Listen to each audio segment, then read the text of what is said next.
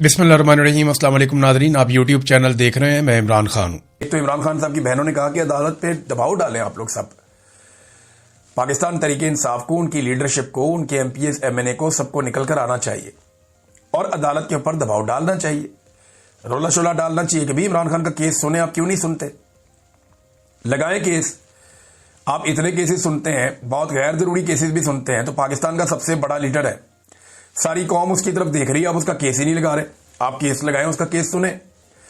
अब ये जो रोला है वो पढ़ना चाहिए और इसमें सुहेल अफरीदी का किरदार बड़ा इंपॉर्टेंट होगा।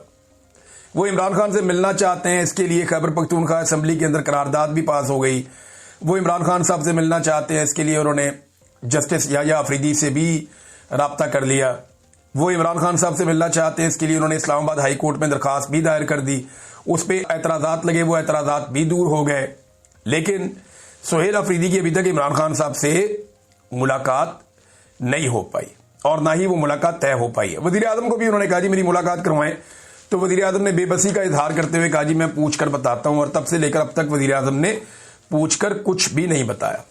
लिहाजा इमरान खान साहब को कैद तन्हाई में डाला हुआ है और 7 माह हो गए, उनकी मुलाकातें वैसे ही बंद हैं। ये तो सिर्फ केस की सूरत में हो जाती हैं। अब सवाल ये पैदा होता है कि क्या इस पहले इम्तिहान में सुहेल अफरीदी साहब कामयाब होते हैं कि इमरान खान साहब की कैद तन्हाई कम से कम खत्म की जाए? रिहाई तो बड़ी दूर की बात है। नाज़रीन, पाकिस्तान तहरीक इंसाफ ने तहरीक तहफ़्फ़ुज़ आईन पाकिस्तान के तहत जो है वो पाकिस्तान भर में जलसों का ऐलान कर दिया। कोयटा के अंदर भी ये कह रहे हैं जी हमें इजाजत दी जाए, बाकी जगहों पर भी दी जाए। तो अब हम जलसे करना चाहते हैं पूरे पाकिस्तान में। देखना यह है कि मौजूदा रजीम इसके लिए अलाउ करता है नहीं करता, क्योंकि जलसों में हर तरह की बातें होती हैं। 26वीं आईनी तरमीम का नाज़रीन 1 साल मुकम्मल हो गया और ये पहली सालगिरह है 26वीं आईनी तरमीम की। तो इस पे हम जरा देख लेते हैं कि इस तरमीम ने पाकिस्तान में किया क्या। नंबर 1 तो अपनी मर्जी के जजेस तैनात किए गए। इस तरमीम के बाद सियासी जजेस आए, फिर अपनी मर्जी का चीफ जस्टिस लाया गया, जिनका हक था उन्हें नहीं आने दिया गया, अपनी मर्जी के बंदे ले आए। दूसरी अदालतों से जजों की ट्रांसफर की गई, आईनी बेंच में अपनी मनपसंद जजेस बनाए गए और बेंचेस पर सियासी कंट्रोल हो गया, यानी हुकूमत कंट्रोल करेगी बेंच में कौन होगा। अदलिया को एक मातहत इदारा बना दिया गया, मखसूस नशिस्तों को माले गनीमत बना के बांट दिया गया। 26वीं आईनी तरमीम के बाद फौजी अदालतों में सिविलियंस के ट्रायल का एक स्या फैसला वो भी अदालत से दिया गया। इलेक्शन धांधली का जो मुकदमा है या केस है उसको दबा लिया गया। इंसानी हकूक के जो मामलात हैं जिनको उठाया गया उन्हें भी दबा लिया गया। धांधली के मुकदमा जो मामलात हैं, केसेज हैं, वो तकरीबन रुक गए सारे, वरना इस्लामाबाद तो बिल्कुल फैसले के दहाने पे पहुंचा हुआ था। जजेस जो आजाद हैसियत में काम करना चाहते हैं उनको दबाया गया पूरी कोशिश करके। सुप्रीम जुडिशल काउंसिल पर भी कंट्रोल कर लिया गया, जजेस कमेटी पर भी कंट्रोल कर लिया गया और एक्सटेंशन के रास्ते की रुकावटें भी खत्म कर दी गई। यह है नाजरीन जो 1 साल में 26वीं आईनी तरमीम ने किया। और एक और नाजरीन चीज मैं आपको पढ़ के सुनाना चाहता हूं। ये ख्वाजा साद रफीक साहब ने एक ट्वीट किया है और बड़ा ही खालिस उर्दू के अंदर उन्होंने ट्वीट किया। ख्वाजा साद रफीक साहब ने जो अपना ट्वीट किया उसमें कहा कि कोई भी रियासत अदल और मसावात की पासदारी के बगैर अपनी बुनियादों पर खड़ी नहीं रह सकती। तो ना यहां पे मसावात है। नवाज शरीफ इलेक्शन हार गया जेल में बैठी हुई एक औरत से, आपका लीडर।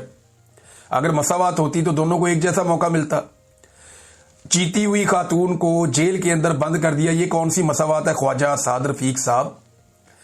दूसरा उन्होंने कहा जी अदल तो पाकिस्तान में नापैद है, अदल तो पाकिस्तान में हो ही नहीं रहा। यहां पे तो इद्दत जैसे घटिया केसेस चलाए जा रहे हैं, पाकिस्तान में कीचड़ उछाला जा रहा है। फिर उन्होंने कहा पाकिस्तानी रियासत 1971 में बड़ी तकसीम का शिकार हो चुकी है, पाकिस्तान टूट चुका है यानी 1971 में। अब ये ख्वाजा साद रफीक साहब का ट्वीट है और भी बहुत सारी चीजें हैं इसमें। लेकिन मैं एक चीज आपको बताऊं, यही बात इमरान खान साहब ने की, यही बात ख्वाजा साद रफीक ने भी की। तो क्या यहां पे कोई पीका शीका इस्तेमाल होगा, कोई चादर और चार दीवारी का तकद्दुस पामाल किया जाएगा? क्या ख्वाजा साद रफीक को नंगा करके टॉर्चर किया जाएगा जैसे पाकिस्तान तरीके इंसाफ के लोगों के साथ किया जाता है? क्या ख्वाजा साद रफीक साहब को कोई अगवा करेगा, कोई तशद्दुद करेगा? देखिए प्रॉब्लम ये नहीं है, लोग बात करते हैं, तनकीद करते हैं। ख्वाजा साद रफीक साहब को ये फन और ये हुनर आता है कि उन्होंने सख्त बात भी करनी है और किसी को नुकसान भी नहीं पहुंचाना। इमरान खान साहब जो कहते हैं उससे एस्टेब्लिशमेंट को नुकसान पहुंचा। और एक और बात भी है, ख्वाजा साद रफीक साहब का ये ट्वीट है, मैंने आपको पढ़ के सुनाई। वही बात है जो इमरान खान साहब कर रहे हैं, अल्फाज का हेर फेर है थोड़ा। ख्वाजा साद रफीक साहब बात करते हैं ना तो इसका इंपैक्ट नहीं आ रहा। कोई नौजवानों की बहुत बड़ी तादाद इसको उठा के कोई बहुत बड़ा मसला नहीं बना रही, में उसका इंपैक्ट नहीं है। हां, जो इमरान खान कह रहा है उसका पब्लिक में इंपैक्ट है कि जब वो कहता है कि या लेकिन उन्होंने इदारों का और इस तरह नाम लिया कि जर्नैल, सियासतदान, जजेस और ये सारे ब्यूरोक्रेसी, इन्होंने मिलकर पाकिस्तान को तोड़ा है और ये जिम्मेदार है उस सारे के लिए। हम किसी और पे इल्जाम नहीं धर सकते। तो ख्वाजा साद रफीक साहब ने ये ट्वीट क्यों किया? पिछले दिनों भी उन्होंने एक ट्वीट किया था। वो बार बार ये साबित करना चाहते हैं कि उनके अंदर जमहूरियत जिंदा है। लेकिन ख्वाजा साहब, अगर आपके अंदर जमहूरियत जिंदा है तो आपकी सारी की सारी लीडरशिप जो है वो धांधली करके इलेक्शन में आई है। मरियम नवाज सीट हार गई थी, शहबाज शरीफ सीट हार गया था, शहबाज शरीफ का टफ था, हमजा शहबाज सीट हार गया था, नवाज शरीफ सीट हार गया था। आपकी पार्टी के जितने वुज़रा इस वक्त बैठे हुए ज्यादातर सीट हार गए थे।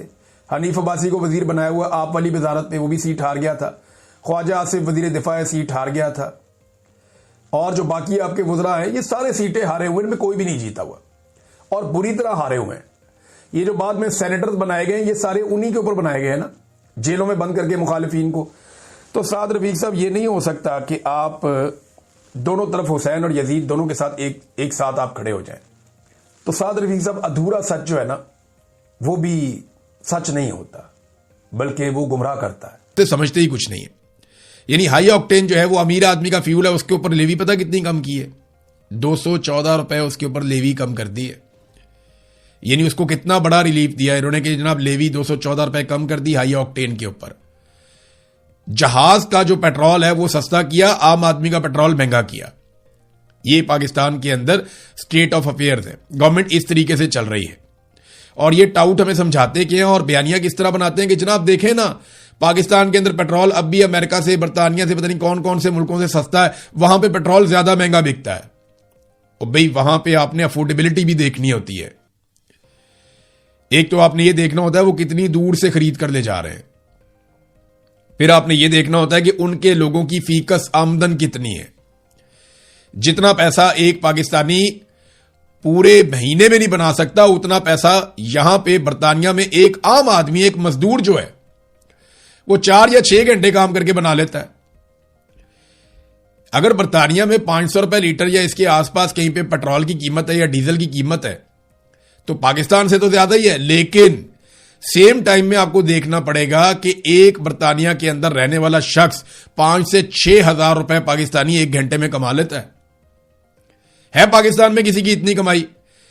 यहां पे तो लोग 2-3 दिन काम ही नहीं करते, जुमे वाले दिन जल्दी चले जाते हैं, हफ्ते एतवार को काम ही नहीं करते, वो पैसे खर्च करते हैं। इनकी इतनी ज्यादा कमाई है, पेट्रोल का खर्चा इनका तो इनको लगता ही नहीं है क्योंकि इनकी कमाई बहुत ज्यादा है। जब आपकी इनकम ज्यादा होती है तो फिर खर्चों की आपको परवाह नहीं होती। अगर आपने पाकिस्तान में लोगों के ऊपर महंगाई का जिन मुसल्लत करना है तो करें, जितना मर्जी करें, लेकिन लोगों की आमदन बढ़ाएं। आमदन बढ़ाने का कोई किसी किस्म का बंदोबस्त नहीं है, इसलिए पाकिस्तान के अंदर लोग ज्यादा इसके खिलाफ आवाज उठाते हैं।